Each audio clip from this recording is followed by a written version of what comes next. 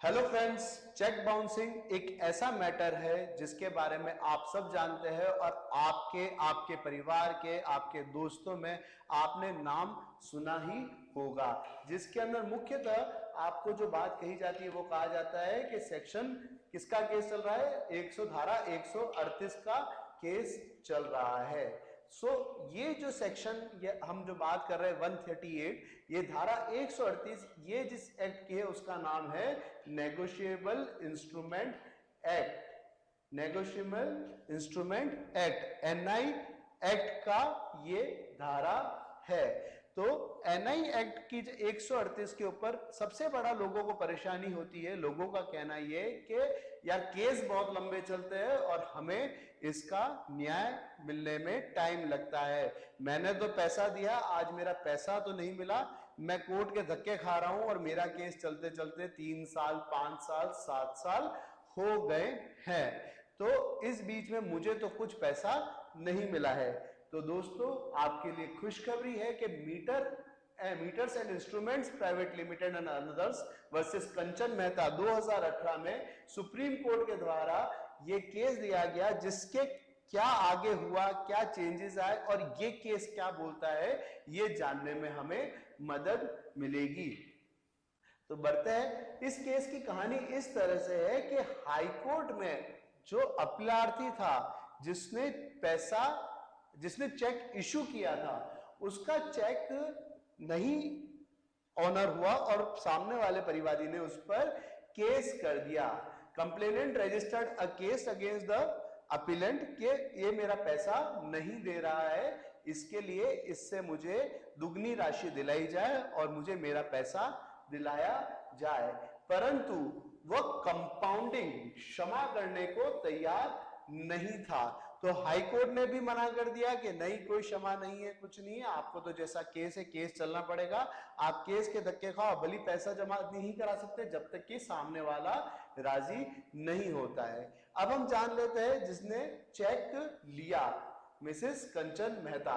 तो कंचन मेहता ने ये केस फाइल किया कि मेरा कुछ अमाउंट ड्यू है जो मुझे नहीं दे रहे। मैंने इनको नोटिस दिया, नोटिस देने के बाद भी इन्होंने मेरा पैसा नहीं दिया है। ठीक है। अपीलार्थी जो 2 था, अपीलेंट नंबर 2, जो कि डायरेक्टर था कंपनी का, उसने कहा कि मैं कंपनी के बिहाफ पे हम अभी भी पेमेंट करने को तैयार है, आप पेमेंट लो और केस खटा दो, पर वह राजी नहीं हुई। अंततः सुप्रीम कोर्ट में जाना हुआ। तो उनके अंदर उसमें यह कहा गया कि भाई म्यूचुअल कंसेंट नहीं है, जब तक सामने वाले दोनों पक्षकार राजी नहीं तब तक पेमेंट, ऐसी बात जरूरी है या मुझे कुछ न्याय मिलने की उम्मीद है। तो सुप्रीम कोर्ट ने कहा कि पहले हम जान लेते हैं धारा 138 का क्या मामला है, क्या परेशानी है। तो उन्होंने कहा कि 138 के मामले, सेक्शन 138 के मामले दिन ब दिन क्रिमिनल कोर्टों में बढ़ते जा रहे हैं। और 138 लाने के पीछे जो सोच थी, वो सोच ये थी कि करेंसी एज अ चेक को लोग माने कि एक वैलिड करेंसी है और इसका विनिमय हो सके। परंतु लोगों में डर है कि मैं चेक लूंगा और मुझे पेमेंट नहीं मिला तो क्या। हमने इसी चीज को हटाने के लिए धारा 138 को लाए थे। इससे क्या हुआ, अंतरराज्यीय ट्रांजैक्शन में हुआ, एक स्टेट दूसरी स्टेट में हुआ। परंतु क्या है इससे कि जब जो इसके अंदर अपराधी है, जो सामने वाला एक्यूज्ड है, वह दूसरी जगह पे रहता है, वो महिला भी हो सकती है, वो कोई भी हो सकता है।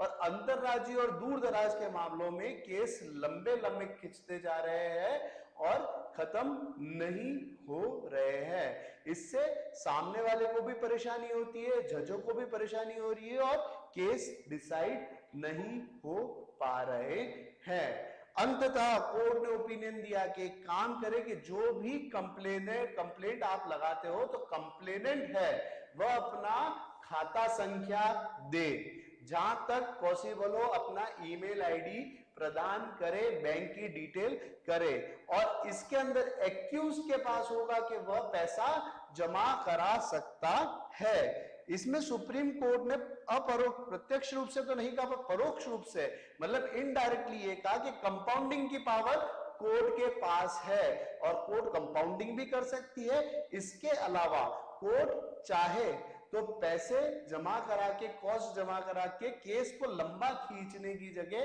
केस को खत्म किया जा सके और इसको बिना बात के बढ़ाया नहीं जाए। और प्ली बार्गेन मतलब सामने वाला अगर अपनी गलती मान लेता है तो प्रोविजन ऑफ प्ली बार्गेन भी यहां पर लागू किया जा सके, क्योंकि 138 के जो मामले हैं यह सब संक्षिप्त विचारण यानी के समरी ट्रायल के प्रोसीजर है।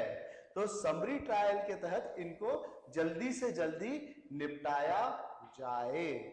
अब क्या हुआ इसके बाद? इसके बाद सरकार ने इसी चीज को मानते हुए, सुप्रीम कोर्ट की जजमेंट को मानते हुए, हमारी एनआई एक्ट में 2 सेक्शन जोड़े।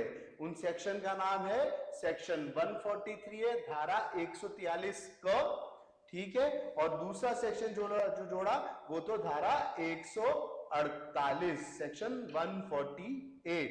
अब हम ये जान लेते हैं कि सेक्शन 143A धारा 143 क क्या कहती है और क्या कहा गया इसके अंदर कोर्ट को क्या डायरेक्ट किया गया। इसके अंदर कोर्ट को पावर दी गई कि समरी ट्रायल और समन ट्रायल जो मामले हैं, ठीक है, और सामने वाला अपनी गलती नहीं मानता, पहली कंडीशन। दूसरा, जब चार्ज फ्रेम हो रहे हैं, जब आरोप अभिरोपित किए जा रहे हैं, तो वहां पर अधिकार दिया गया कि कोर्ट चाहे तो सामने वाले पक्षकार को कह सकती है कि आप 20% तक का अमाउंट कोर्ट में अंतरिम मुआवजे के रूप में जमा कराए जाएंगे।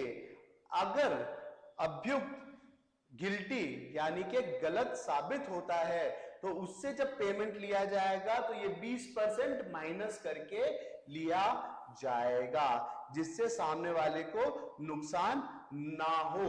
और अगर अभियुक्त जीत जाता है, उसका कोई दोष सिद्ध नहीं होता है, तो जो परिवादी है वो ये पैसा रिटर्न करेगा, इसके साथ में उसको इंटरेस्ट यानी कि ब्याज देगा और 60 से 90 दिन के अंदर अंदर उसको पेमेंट मिलेगा। आप यहां पर 60 से 90 दिन की जो मियाद दी गई वो दोनों केस में दी गई, जहां पर अंतरिम अनुतोष इंटरिम कंपनसेशन दिलाया जा रहा है वहां पर भी 60 से 90 दिन, और जब रिटर्न करना है तब भी 60 से 90 दिन यहां पर ब्याज एक्स्ट्रा मिलेगा।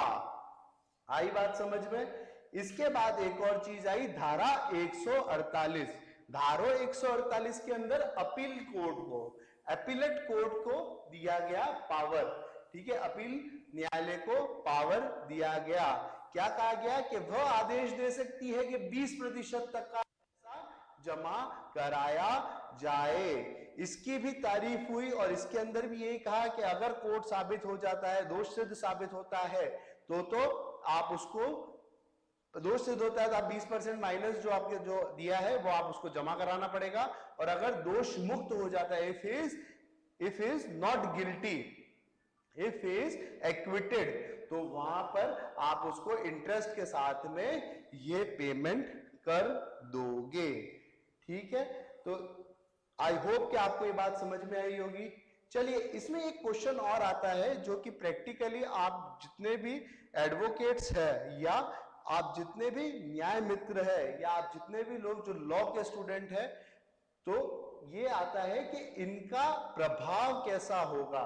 तो यहां पर 2 चीज है, 143 का प्रोस्पेक्टिव है, मतलब आने वाले समय के हिसाब से लगेगा, पुराने केसेस पे नहीं लगेगा। 2018 के पुराने केसेस है उन पर नहीं लगेगा, परंतु धारा 148 को इन्होंने प्रोस्पेक्टिव मतलब पहले से लागू होने वाला बनाया गया है। तो अब क्वेश्चन आता है कि ये दोनों धाराओं में ऐसा भेदभाव क्यों है या ऐसा अलग क्यों कर रखा है। तो इसके लिए हमको जीजे राजा केस देखना पड़ेगा जो सुप्रीम कोर्ट ने बनाया था, डिसाइड किया था। इसके अंदर सुप्रीम कोर्ट ने कहा कि 143 का जो है वह ट्रायल स्टेज का केस है, जबकि 100 अपीलेट कोर्ट का मामला है। और अपील आपका एक अधिकार है जो, और 143 के अंदर आपको 421 और 357 दंड प्रक्रिया संहिता के प्रावधान दे रखे हैं।